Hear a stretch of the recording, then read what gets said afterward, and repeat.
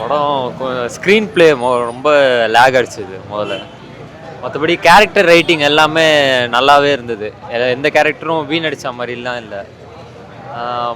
Screen play மட்டும் ரொம்ப இழுத்தடிச்சு ரொம்ப ட்ராக் பண்ணி இருந்த மாதிரி இருந்தது. ஆக்ஷன் சீக்வன்ஸ் வச்சு ஏதோ அந்த மெயினாக அந்த கதை இல்லையா இல்லை 3 ஹவர்ஸ் டியூரேஷனால அது உங்களுக்கு டியூரேஷனே ரொம்ப அட்லீஸ்ட் ஃபர்ஸ்ட் ஹாஃப் வரைக்கும் ஓகேவாக இருந்துச்சு.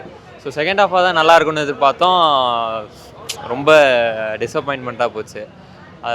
கிளைமேக்ஸில் வச்ச ஒரு நல்ல விஷயம் அந்த படம் நல்லா இருக்கு அப்படின்னா கிளைமேக்ஸில் வச்ச அந்த பிளாட் ட்விஸ்ட் அது ரொம்பவே ஆப்டாக நல்லாவே ஒர்க் அவுட் ஆச்சு. எனக்கு ஆவரேஜ் மூவியாக இது இருக்குமா?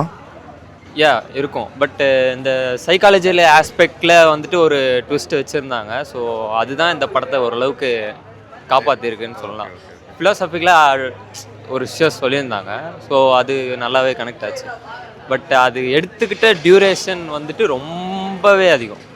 இது ஆக்சுவலாக ஆக்டிங் வைஸில் வந்து அப்கோர்ஸ் யாஷ் இருக்காரு, அந்த ஹீரோயின்ஸ் 3 ஹீரோயின்ஸ் இருக்காங்க. அவங்க ஆக்டிங்ஸ்லாம் எப்படி இருக்குது? அப்கோர்ஸ் நயன்தாரா இல்லை அதான் நயன்தாரா வந்துட்டு நல்லா யூஸ் பண்ணியிருந்தாங்க இந்த படத்தில். ஒரு நல்ல கேரக்டர் கொடுத்த மாதிரி ஒரு ஃபீல் இருந்தது.